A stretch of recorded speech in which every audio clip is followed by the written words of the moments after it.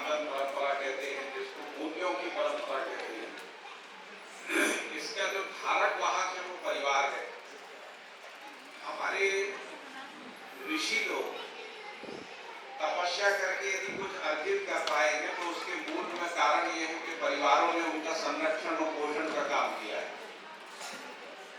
मैं अपने गुरु सरदेव नागराज जी के बारे में पढ़ रहा था।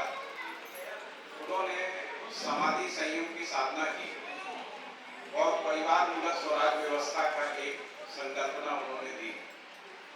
उन्होंने एक जगह कहा है कि यदि उनकी पत्नी नहीं होती, स्वर्गीय नागरत्ना जी, सत्य नागराज जी भी अब है नहीं, लेकिन तो उन्होंने कहा यदि वो नहीं होती तो मैं इतनी ऊंची साधना न कर पाता। हमारी पूरी सनातन परंपरा में ऋषियों को, साधुओं को पालने पोषने वाली जो परंपरा है वो परिवार है, और यही परिवार सर्वाधिक उपेक्षा का शिकार हो रहा है। सभी परंपराओं में, चाहे जैन परंपरा हो, बौद्ध परंपरा हो, हिंदू सनातन परंपरा हो, साधुओं को पालने का काम परिवार करते हैं।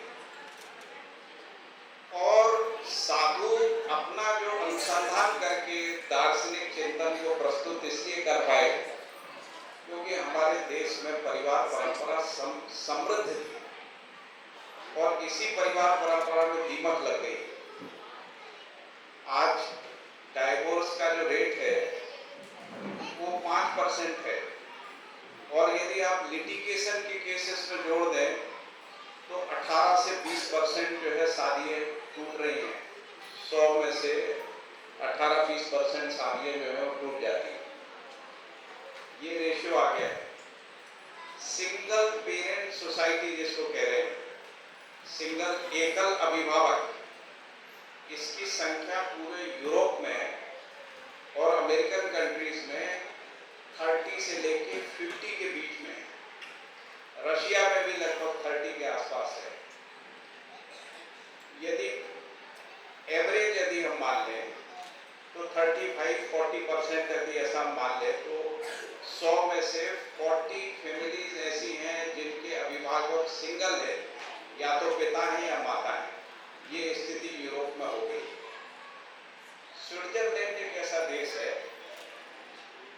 जहां पर फैमिली इंस्टीट्यूशन ऑलमोस्ट खत्म हो गया, और यही स्थिति लगभग फ्रांस और जर्मनी में है। हम जो 140 करोड़ की आबादी वाले देश हैं, यदि हम एक परिवार में 10 माने तो करीब 14 करोड़ फैमिलीज हैं। 14 करोड़ फैमिलीज के रूप में हम इस 140 करोड़ की आबादी को धारण किए हुए हैं। यदि परिवार टूट जाते हैं तो जैसा रश्मि जी कह रही थी कि सरकार भी जो है कुछ भी नहीं कर सकती है। मुझे लगता है कि यदि हमको अपने परिवार को बचाना है तो समाज को खड़े होना पड़ेगा। यदि समाज खड़ा नहीं होता है तो ये परिवार बचने वाला नहीं है। मतलब जिस तरीके से इसमें दीमक लग चुकी है, आने वाले 30-40 साल जो है हम लोगों के लिए बहुत चुनौतीपूर्ण है। शायद मैं तो नहीं रहूँगा, है ना। हम लोगों की आयु, हमसे भी जो है बहुत बुजुर्ग लोग यहाँ बैठे हुए हैं। चांद भारद्वाज जी जो है 80 प्लस में, 80 प्लस में। निर्मला जी भी मेरे ख्याल से लगभग 75 के आसपास होंगे। तो हम लोग तो पता नहीं रह पाएंगे, कितना रहेंगे कुछ कह नहीं सकते हैं। लेकिन जो यंग जनरेशन है, हमारे ही अपनी संतानें हैं, वो कैसे रहेंगी इसका कोई स्पष्ट चित्र नहीं बन पा रहा है। मेरे जैसे अध्येता जो पिछले 30 साल से हम लोग परिवार मूलक स्वराज व्यवस्था पे अध्ययन कर रहे हैं, चांद भारद्वाज जी के साथ मेरी कम से कम 50-60 मुलाकातें हैं, और बहुत सारा उनसे दर्शन का ज्ञान मैंने लिया है। बहुत सारी चीजें उनसे मैंने सीखी हैं। पीतमपुरा से इस उम्र में भी अपनी गाड़ी को ड्राइव करके यहाँ आए, है ना।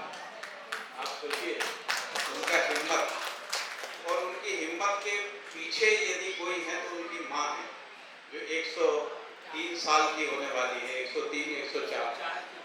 104 की होने वाली है, 104 साल। और वो एक आध्यात्मिक संत है ना। उन्होंने कैसे अपने परिवार को बांध के रखा और डॉक्टर चांद भारद्वाज जैसे साइंटिस्ट को उन्होंने इस काम में लगाया, साइंस और स्पिरिचुअलिटी के काम में लगाया। उनके माताजी के निर्देश पे आप पिछले 30 साल से जो है अपना बिजनेस छोड़ के स्टील इंडस्ट्री एसोसिएशन के चेयरमैन रहे डॉक्टर चांद भारद्वाज जी, उसको छोड़ के आप साइंस और स्पिरिचुअलिटी पे काम कर रहे हैं। और मैं ये कह रहा हूँ कि स्पिरिचुअलिटी का संरक्षण केवल परिवार कर सकता है, क्योंकि परिवार ही उसका धारक और वाहक होता है। हम जिसको संस्कृति सभ्यता कहते हैं, संस्कृति सभ्यता परिवार के बिना बच ही नहीं सकती है, परिवार ही उसका धारक वाहक है। अभी इस समय, क्योंकि समय कम है, इसलिए मैं अपनी बात को यहीं पर विराम दे रहा हूँ। मैंने जो कुछ कहा है उससे आप बहुत ज़्यादा समझते होंगे, कल्पना भी कर पा रहे होंगे।